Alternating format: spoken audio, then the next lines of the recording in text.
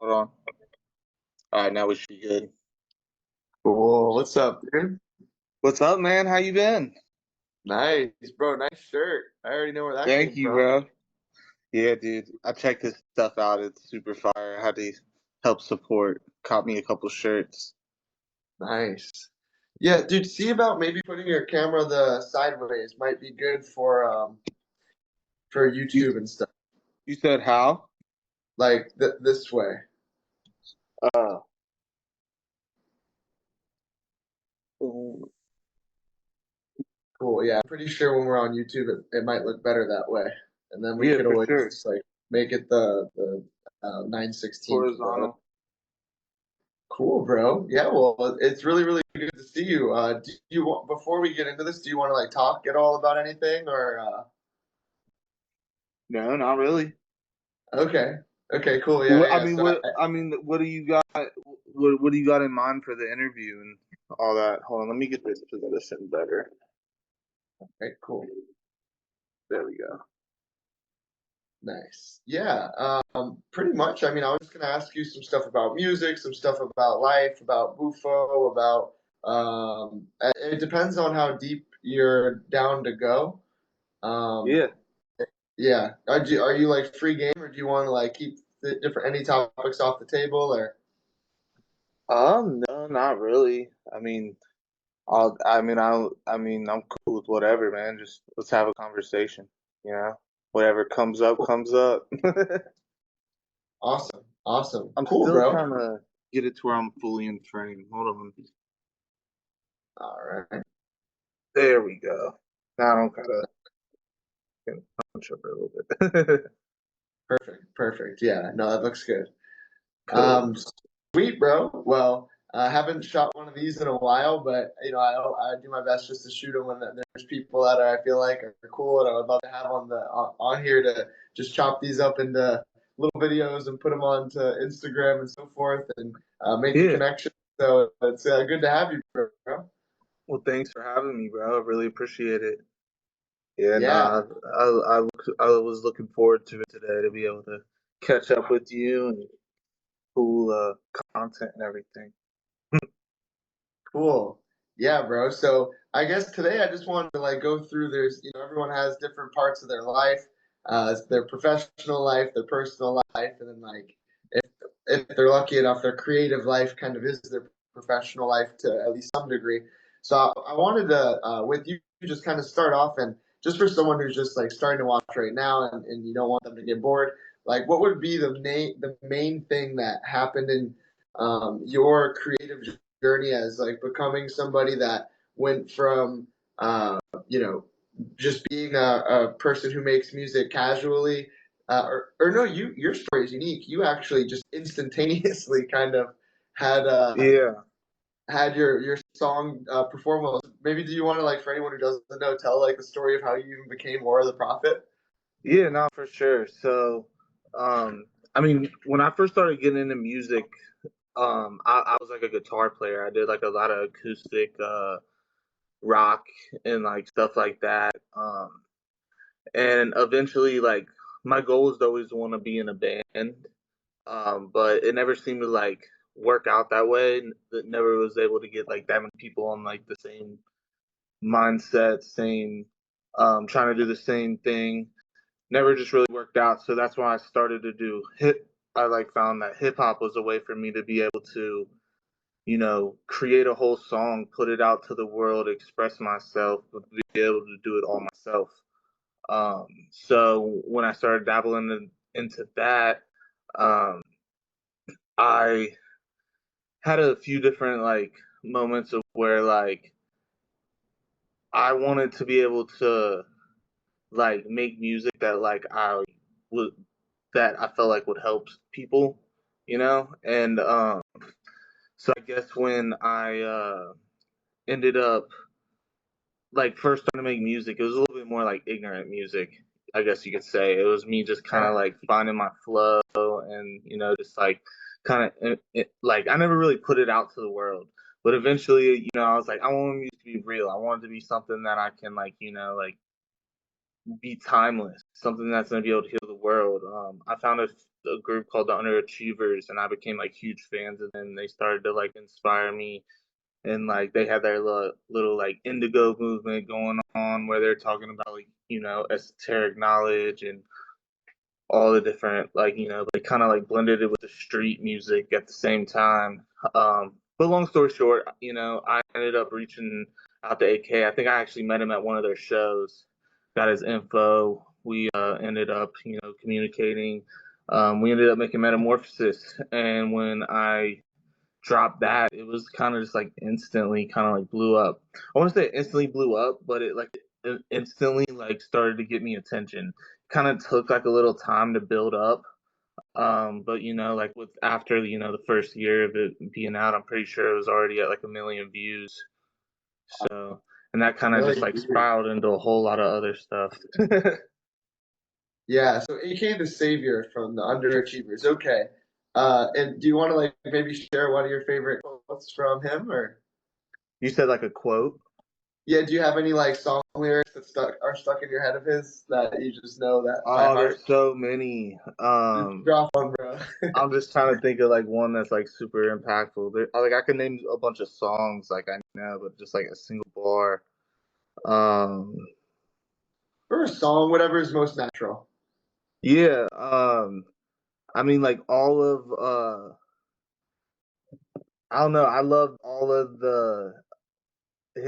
his solo like projects. Like everything hit home. I can't really think of like a bar like off the top of my head. No Um, problem. but like there definitely exist like bars that really inspired me and stuff. I just can't think of anything off the um top of my head, but yeah, I mean like his like all of his solo projects I really digged, and then like the Underachievers Evermore album, that was super fire, and I feel like they really like dived into like more like spiritual topics in that more than a lot of their other projects. Um but yeah. Nice. And then with that, so it sounds like you have a huge emphasis on like valuing your connection to something greater than yourself. Maybe break down a little bit of that transition from like making like ignorant trap music, which I can relate to myself. Oh, I'm assuming it's ignorant trap music. That I used to make really stupid ignorant trap music Yeah. as well, especially when I was a kid. So what was that metamorphosis like from ignorant trap music I to think it had to do with a lot with just like it was around the time where I started like diving deep into psychedelics, and kind of like started taking my spiritual like side of my life like more seriously. I wouldn't say like I was doing everything I needed to be doing, but at the same time I was asking the right questions. I was like looking for more knowledge and trying to and I think that really started with psychedelics. It just broke down like a lot of barriers, and stuff. And then like seeing like groups like the Underachievers and stuff, like being able to like um, be able to like still make hip hop music, but it have a message to it. And it was also like a message that's like not usually like typically like accepted by mainstream and all that kind of stuff. So like it all just kind of like with all mixed together, it just kind of like made Or the Prophet. A yeah. little psychedelics, some good friends, brotherhood with a lot of my homies and stuff. It was really just like like I think like the whole how it all went down was just like such a confirmation for me that it's all real. Like I felt like I really manifested it all. It's like it came down to even like the duration of the song. Like it was I didn't even notice until like a year after it blew up, and I'm like, oh my gosh, the song literally is 3 minutes and 33 seconds long.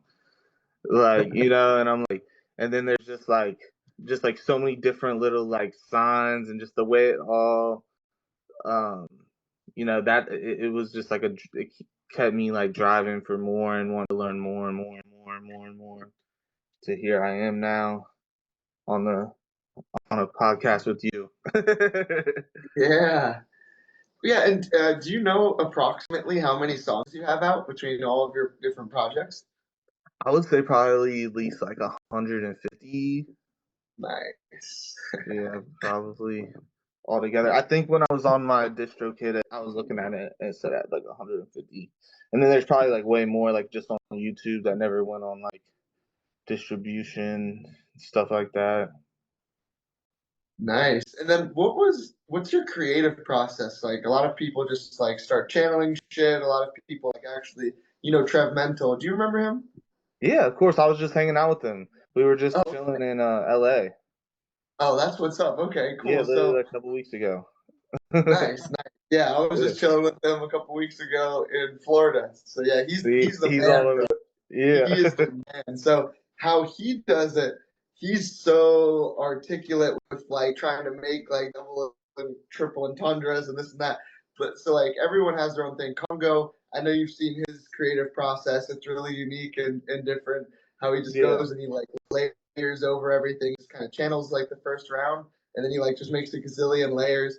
So like, what's your creative process to make your music? Usually starts with a little bit of ganja. Um, and I don't know, I've always been a really like Yo, bro, my bad. Real quick, bro, just because maybe put the. I'm sorry to like go back and forth, but if you do put it the oh yeah yeah, even if that's possible, just a little up because when you perfect, yeah, yeah, yeah, because yeah, now yeah. it's gonna be perfect. Thank you, bro. Cool. So a little bit Yeah, of no problem. ganja. Where were we though? Yeah. So we can start that question over. So like, so what does your creative process look like? So always usually starts with a little bit of ganja, but I mean honestly, I've always been like a real like I guess you could say quick writer. Um, Okay. I've always kind of felt like when I'm writing, it's just like I'm in that zone, like I'm in that flow state. It's like something comes over me. I don't know how else to really explain it. There's really no words to be able to explain like the state that I get into when I write. Um, but once I get that first bar, it's over. Like the rest just fills in the blanks. But I always have trouble. Like get once I get the first bar, like the first like couple bars, like then it's easy. And then the last bars usually like takes me a little bit more extra time to like end it out right. Um, but I don't know. I wish I could explain exactly, you know. I've had so many like fans and like other aspiring artists like ask me like what is it that you do? Like can you give me some tricks? And it's like I don't know. I really don't know how to explain it because it's just like such a personal thing for me. Um, and that's why I like name myself Word of Prophet because I feel like I feel like a prophet. Like I feel like I'm spreading the word of God. Like I'm like connected with God when I make this music. And so it's just like anything, just like the bufo, or like it's hard to put it into words exactly, what's happening and how and how to put facts onto it. But there's just it, it's a it's a gift, I guess you could say. Yeah. So you would say it comes from like some form of a higher intelligence, or it comes from some form of like your direct connection with the force of creation, the source of I creation. wouldn't say that, but it's definitely like I'm tapped into something that's it might just be myself, my higher self or something like I don't know what it is, Yeah, it's I've been able to do it, and it's a yeah, talent, it's a gift, it's a blessing. Um, because like I make songs and then like I'll like not even realize how like dope these words were until like a couple like sometimes I'll make bars and like really not even like really know what I'm talking about at that time. And like I may put them in songs and then down the line I'll listen to them and then I'll be like, wow, I know this now. Like this makes sense to me. And that's the kind of little stuff that freaks me out. Like I guess it doesn't freak me out, but just like surprises me. It's like, oh, like right, excites me. Like yeah. I remember when I came back from Miami and I was like listening to all the songs I made before when I came out and I met you. I remember I came back and I listened to all these songs. I'm like, all this music is like made for me right now. You know what I mean? Like Yeah, it's like I yeah. made all these songs for me to listen to right now. Like so it's weird. I really don't know how to like explain it, but it's interesting. Yeah. Yeah, I have this really cool friend. It's not the only person that I've ever heard say something along these lines, but I'll leave his name out. He said that when he smoked DMT, um, he basically went into this place where he saw every painting because he's like a lifetime artist. That's what he's been doing since he was a kid, and that's his main source of income and everything. He saw every single painting that he's ever created, which is like thousands of paintings all on a wall and in like the astral world or whatever in his vision. Yeah. And it basically just told him it was like, dude, you're like you're doing the right work by like creating like all of this. And it's funny because if you think about it, like everything that you created that was speaking directly to you at that time perfectly, it's so funny how that works because it's like it would be impossible for it to not somehow be connected, you know? Yeah. Yeah, Yeah. absolutely. And I mean like when you like and then on the other end of it, it's like that's my process with like creating it, but then it's just like how the effect that it has on everybody else that listens to it Yeah. after it comes out, that's even just like even more confirmation to me. Um, Right. and I always said like I'm healing myself in order to like be able to help others heal themselves. Like, you know what I'm saying? Like I I'm love healing myself with my art. I make my art for me to heal me. And then mm, naturally it helps heal other people because it's like it's giving them something to inspire, give them like courage. I'm yeah. not a perfect person by no means, but like my music I know inspires people to like want to reach a certain mark, just like we're all trying to reach. Um so I think that's the coolest part about it. It's like I make this music for me, but then and when I do that, it helps others. I feel like if I I tried to make love music for that. other people, it wouldn't be the same. Like, Yeah. Yeah, I love how you said that. Yeah, it's like you make it to help in your own healing journey and inevitably it ends up helping other people in their own healing journey. That's really cool, yeah, man. Yeah. yeah. Sweet. So with the music, I guess the last thing that I could pull up about the music would, and of course, I'm sure music's going to be intertwined probably in the later questions in some way, shape, or form. But I wanted to go a little bit more personal and esoteric after this. But what would you say? Do you have like a list of people who are like your favorites, and producers and artists who've inspired you? So like two different lists, like a producer list, and Yeah, yeah, yeah. Just drop some producer names and then I some would like say artist names. like there's an artist called he's like a excuse me, I think he's like would be considered like folk or like indie rock. His name's Connor Oberst. He's in a band called Bright Eyes. He's like one of the most Okay. poetic writers like I've ever like seen when it comes to like writing lyrics. He's definitely like the person that like inspired me to like want to write in general, just to be a songwriter. So I'd say he's in my top. Um, on a hip hop side, I'd say like Kid Cudi. He made me want to bring Okay. like melody into my music and give it that spacey feel. And I'm also from Ohio, so he's from Ohio, so always had a big love for Cudi. I ain't really rocking with a lot of his newer shit lately, but especially definitely his older shit. Like first three albums was fire, Day and night. timeless. Yeah. Yeah. Yeah. uh, Really, man, I would just really just put all my friends really in the top five. Congo, my homie D Rock, like Trev, you, you know what I'm saying? Like, I don't know. I really don't listen to too much like rap music nowadays besides my friends. So, Oh, that's cool. Yeah. like, I really don't. And then like and if I'm not listening to my friends and I'm listening to like indie music, like chill stuff that just like uh gets me in my zone. Yeah.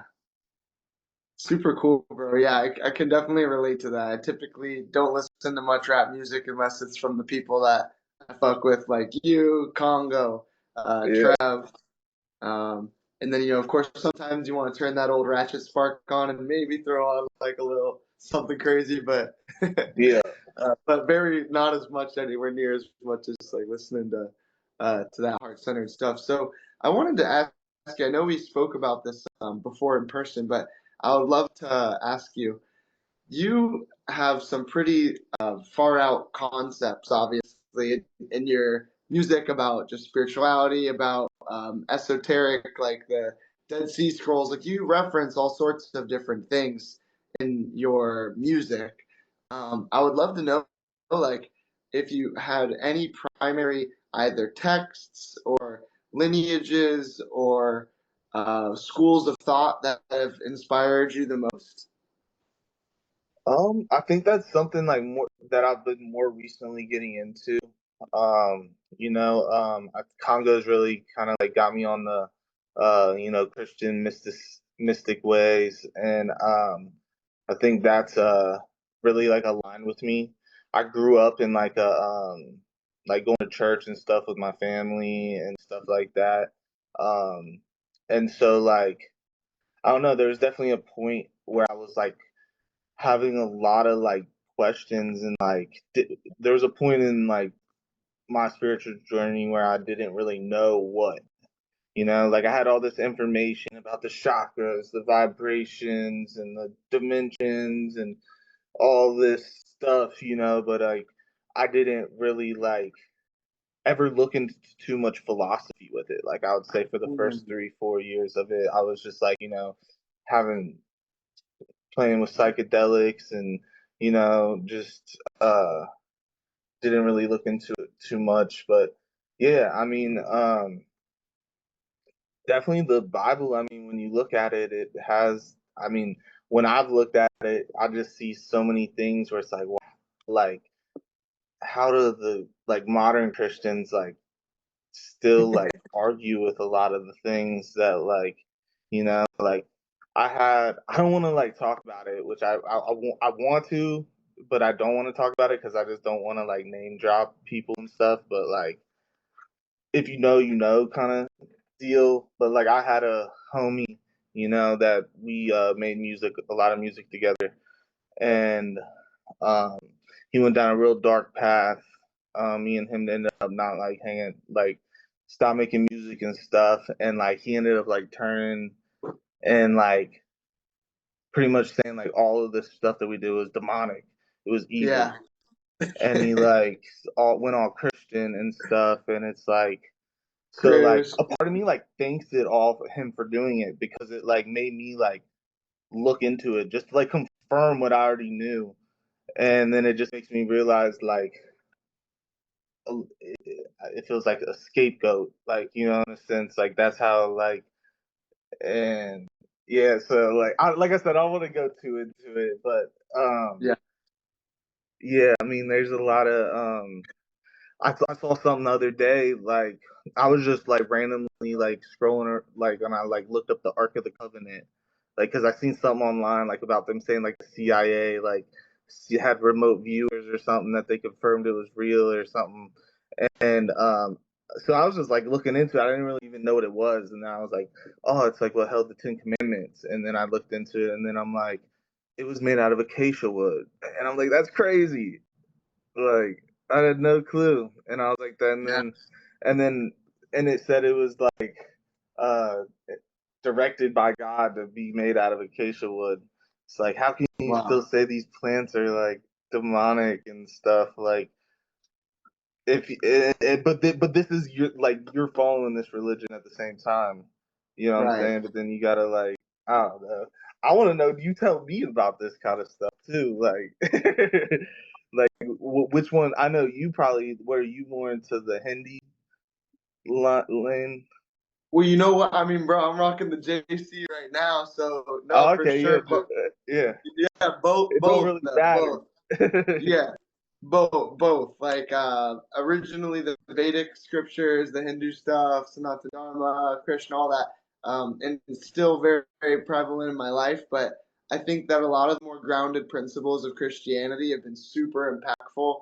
And I got to Yeah. thank Congo, like you said, for really helping me have a new perspective on it. Because I know growing up in our today's day and Yep. age, if you have any form of intuition or sovereignty and you haven't been completely adulterated by like and abused into basically surrendering to whatever the adults say, if you have any form of like free thinking, your natural tendency would be to like, dude, what the fuck are you guys talking about? Everyone goes to hell except us because we say the words I accept Jesus. Like, what the fuck are you Yeah. talking about? Yeah. Just so bizarre.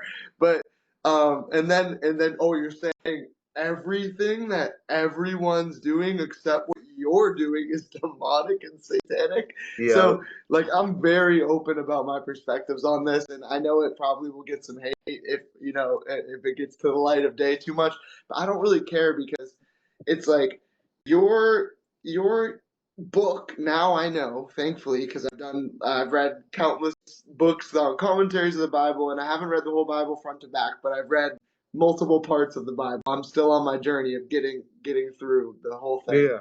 And some of it, it's hard to even. It's like just talking about like, well, David birthed this guy birthed this girl, and this girl married this guy, and I'm just like, what the fuck am I reading right now? But all of the Yeah. main stuff like Psalms, um, and the oh man, how do I pronounce it? Ephesians and all this stuff. Gospel of John, Paul, Luke, whatever. So I've been playing around with all these things, and a lot of the stuff that I realized that I really, really resonate with is just the stuff that Jesus said. Um, and Yeah. then when you think about it, it's like, okay, well, people made, and I did a deep dive trying to figure out why did people decide that you have to say the words I accept Jesus, and then now I'm fine. I can sin, I can steal, whatever the fuck, it Right. doesn't matter. I'm good. Like I You gotta accept ask Jesus. for I'm great. forgiveness and repent. Yeah. Yeah, and then you're good.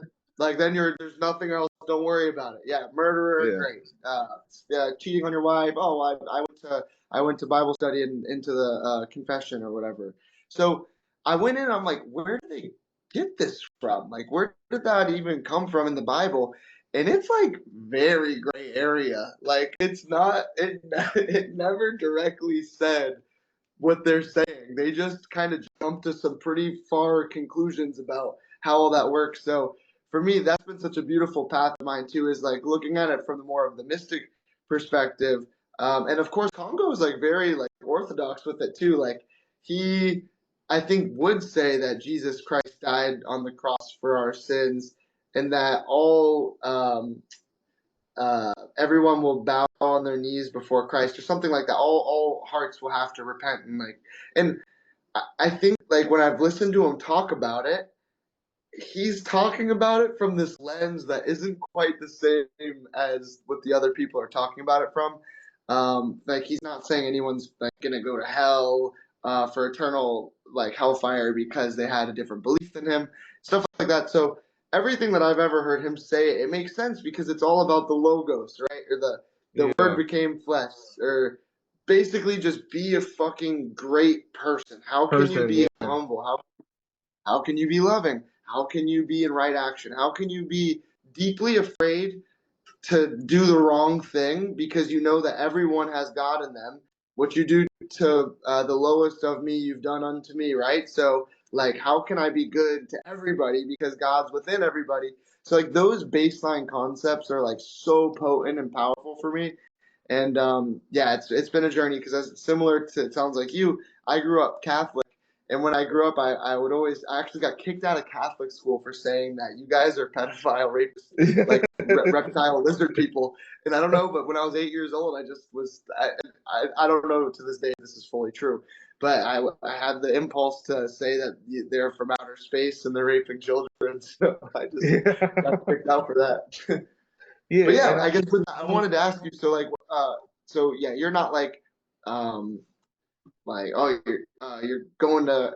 Oh, okay, no, I got it. So, what has been the things in your life where you realized like, oh, that couldn't be demonic. Like you did your due diligence, you looked into it. Oh, maybe what if he's right? Let me look in and see maybe if I am like doing demonic shit or something. But what was it that made you realize that like Well, for me, like, to put it into perspective, like, he was, a person that had been, like, doing hard drugs and drinking alcohol and, like, doing hard stuff for nonstop since he was, super young to, his 30s. And then on top of that was diving in, playing with DMT and playing with a whole bunch of stuff, getting into these, like, different, like, I guess, like, groups and stuff, like, real culty-ish, like, kind of shit. And yeah, so I just always, like, from the get-go, I just kind of felt like, like, if you're doing all that, like, and you playing around the spirit world, man, like, you probably not gonna have a good time. Because his claim was that he got possessed by demons and all this shit, and that yeah, God came and saved him, and when he started reading the Bible and all this. But the same night he got an OVI. I don't want to get into it too much, but more of the point I'm trying to make is it's like, um, that was a big thing for me to just be like, like I've never had no experiences like that personally, with psychedelics. I've had some crazy ones, but I would never like say it to be, demonic or nothing. And then also like when like actually in the text, like the Ezekiel's wheel, the thing that like confirmed it for me was with like when if you've ever looked into like biblically accurate like angels and like what they okay, look like, they totally look like something you would see on a fucking DMT trip. You know what yeah, I'm saying? yeah, And then yeah, like the whole like Ezekiel's wheel, like when the angels came down, like he sounded like he was describing like an actual like something you would see on a DMT trip or something like that. Like yeah, yeah. I know what that's just like a couple things. yeah. But Okay. Yeah, and then um, I'm really interested in knowing like a little bit more about your personal life. Like I know when we last saw each other, we did the Bufo experience, and you were like having some major upgrades in your life, and like finding like a newfound strength within yourself, and like getting clarity around things. So like, how's everything been since that? Like, have you stayed on that trajectory, or whenever you've like fallen off, kind of? Like, what have you done well, to keep in the right way? I mean, like I've definitely, after that experience, it just totally just popped the lid off my head, I guess you could say. Like, like, and so I think the main thing is that like it put me in this state of bliss and like this state of love, and it's like ever since then it's been easier for me to connect with that feeling in a sense, Mhm. even in just see it in like everyday life and moments, and just from breathing and like I've totally like since that trip I will say like take my breath way more seriously. I just Nice. find myself, like using it as a tool. It's like almost like a friend that I'm just trying to bring with me, with me everywhere I go. And I just, um, I think that like psychedelics are really good for like, putting you in these states of consciousness and then being able to, but like, so you've been there, you've been in that state. So now it's going to be easier for you to access it without like the psychedelics. And Right. so I think that's been like more of what it is. Like I haven't had really a desire to want to take anything or do anything since that Bufo experience. Really? Yeah, not saying I Wow. haven't took a little microdose here and there, but Yeah. I just really haven't had like a craving for a deep experience. Like I want to be able to reach that myself without it. Yeah. So and then also at the same time I want to just be able to focus on still just living my life. Like, I think a lot of the time, like, we all want to try to, get as close to God as we possibly can throughout whatever our own personal experience and path is. Um, but at the same time, I think it's important to just like, you know, you got to take all this stuff and bring it back into this world and, ground it into this 3D realm as well. So I've been just like trying to balance myself from, living this 3D life and trying to, you know, um, not, I don't know. I don't really know what you can cut this part. No, like not like I'm trying to think of lose how to yourself. word it. Like not like lose yourself. I think I know maybe unless Yeah. I'm wrong where you were going. It's like it'd be easy to like lose yourself in trying to like be Figure it so all up out. there. Like Yeah. I kind of come to peace with the mystery of things, I guess you could say in a Uh, sense, yeah. and like, and just being able to like switch my mindset. And like I don't know. I think that when I'm able to, like, from the Bufo experience, I just have more discipline, I guess, within myself too. Like there's just like, I don't know. It's hard to explain when I start thinking about that experience. Sometimes like all it really does is it brings me to this point when I think about that bliss and think about that love. It just, the only thing I can do is just like feel like I want to cry, like joy, if Yeah. you know what I mean. Like it's just Yeah, like I I do. can't I do. explain it. And like Yeah. everybody around me, in like my day to day life that I've never experienced anything like that. When I try to explain it to them, I sound crazy. but but it's like I'm serious. Like when I really like bring myself, sometimes I'll just like be talking about it. It'll bring me back to that space. Like in a sense, it's like obviously not as intense and stuff, but it's that feeling. It's that love. It's that just feeling connected to everything. Yeah. Yeah. I love that. Paramahansa Yogananda says this really, really cool thing where he's like, if you knew how much God loved you, you would die for joy. And Yeah, it's like so true. It's like we oftentimes in our life are clouded by others' opinions, obligations, expectations, extra mental chatter in the mind, whatever. But then when we take a moment to slow down and like think about like that love that is fully omnipresent, omnipotent, like always there with us, and like tune into that, it's like whoa, like the we are love. Like we're made. The yeah, electricity of life is love, and it's there waiting for us to slow down to look at. And the reason why most people have fear and hate is because it's just love upside down. It's like it's the inverse of love. It's still love, fear and hate, but it's just love kind of upside down. So that's why people outwardly express that. And that true love is really like an inward experience. And it's like yeah, if you've ever tasted honey, then you know what it tastes like. But if you just see some bees and someone says, "Hey, try this bee throw up," you're like, "Ew, bro, what? I don't want to try it." Bee throw up? What are you talking about? right. Bro, I promise it's good. I promise it's good. Just try it. No, dude, it's bee throw up. But it's like, no, when you tasted the honey, you're like, damn, bro, that shit's good. Yeah, no, for sure. Yeah, no, it's I think that's the beauty of it all though is I think that a lot of people, they spend their time thinking that they're gonna figure everything out, and I don't think we'll Mhm. ever figure it out. I think that we'll create our own relationship though throughout our life and find our own ways to connect with God. Um, and for me, it's definitely been like through my music. Uh, that's been the real way that I can like feel like God's like guided me throughout my whole life. And when you look back, like I know a lot of people can look back on their lives and be like, wow, like that happened for a reason, this happened for a reason to get me here, to here, to here, to here.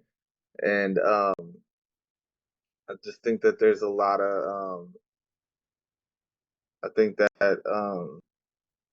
I think it's really dope what we're all doing, all of us, all the music that we're creating, and um, I know that eventually all of us, we all gonna be in our bag.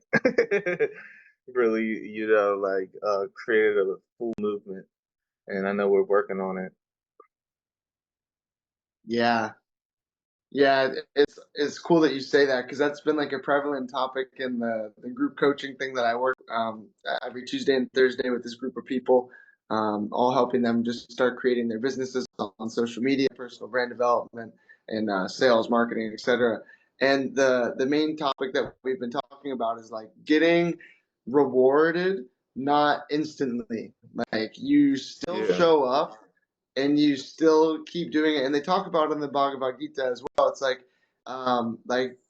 making action without attachment to the fruits of the action. So it's like I'm gonna keep making music. I'm gonna keep posting content. I'm gonna keep showing up. I'm gonna keep doing my free weekly group calls so that I can share breath work and joy with people. Like in doing that, not from a place of like, oh, I'm doing this only to take or get something, but just like to perpetually do creative shit in the name of like love or in the name of service, in the name of devotional action, and then watching how inevitably if you're just like not like so tightly gripping on to the fruits of your labor, the fruits end up coming, and that's what I think is really happening in this conscious hip hop scene and everything. Is that like yeah, right now, people like Congo, people like you, people like uh, you know, just all the names.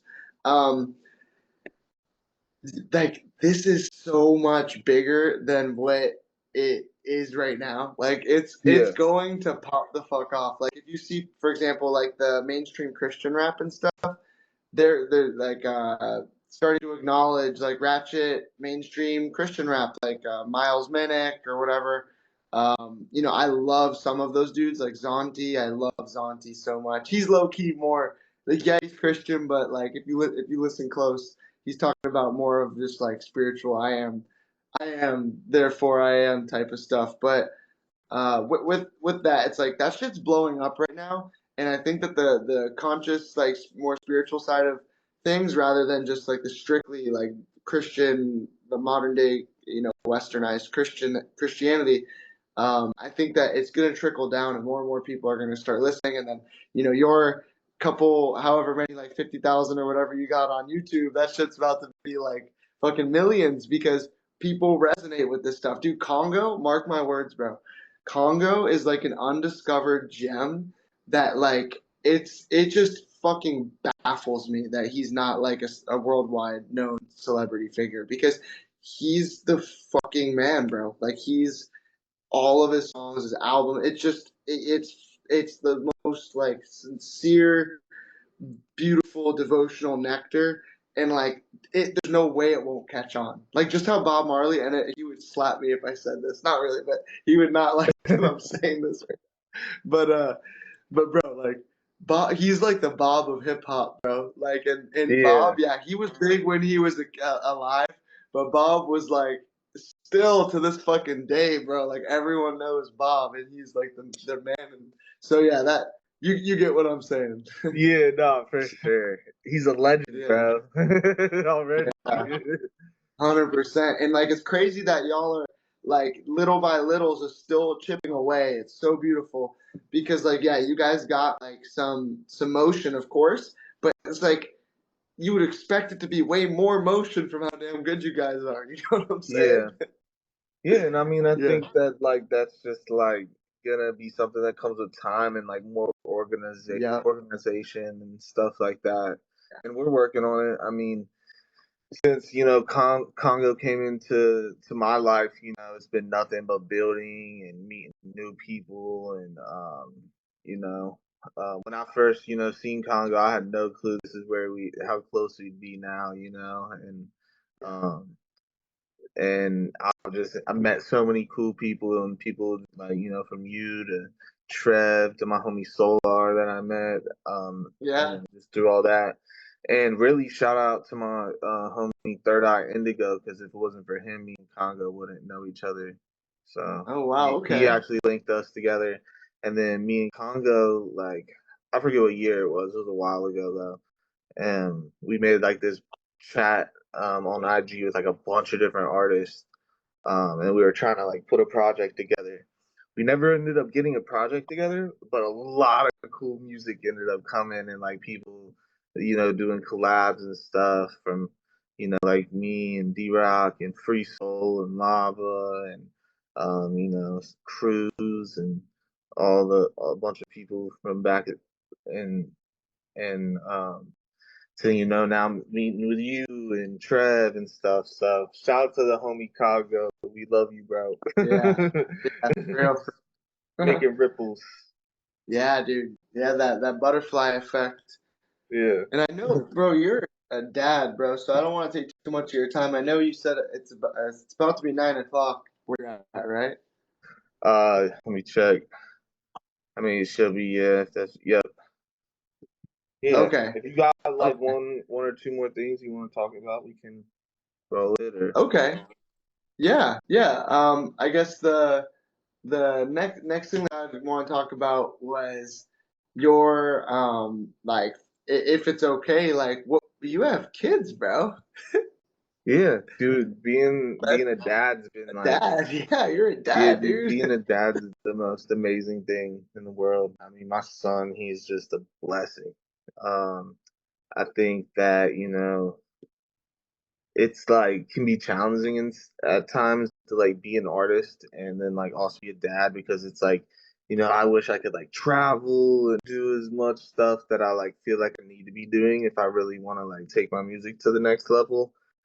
But like when you know, my goal is to eventually, as he gets a little bit older and easier to, travel with, bring him along the ride, come see the world with me. He's already Yeah. like making music and stuff. So he's 4 years Wow. old and like he already laid down a freestyle on a beat about Sonic the Hedgehog. What? That's Yeah. crazy, bro. Yeah. Dang. He just started going. I mean, it was actually kind of good. Like he like was on beat and everything, but like making up his own Wow. little melodies. Like it was Dang. kind of cool. That is cool. That is cool.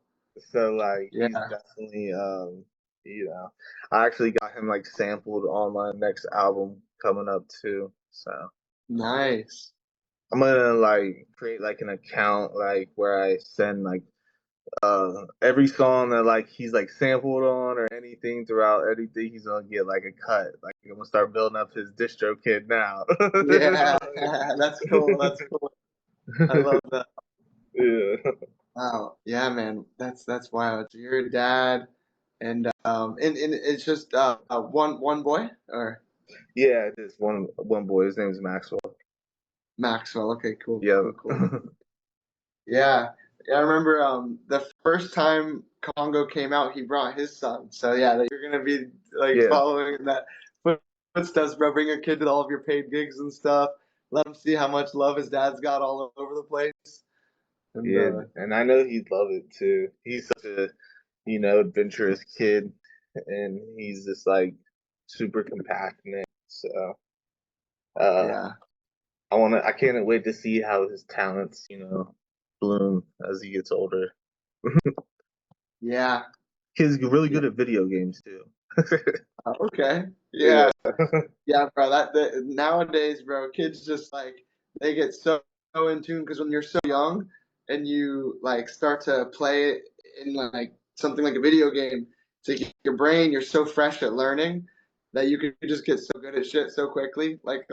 Same with like language. If you're a kid and you learn a language, it's like way easier to get like really good at it fast because your brain is just so easily able to just like take new information. So yeah, it's cool. What's his favorite games? He's been playing a lot of Fortnite and like he likes the Sonic games. He likes Sonic. Yeah, I Sonic a used to lot. love Sonic, bro. Yeah. Yeah, he be playing that Roblox stuff, but that stuff it drives me crazy. I can't lie. Yeah. He's coming up to me every 5 seconds, like, buy me some Robux. Yeah, dang, right. That's how they do it, bro. They Yeah, make it to the kids need to come and help the parents for money.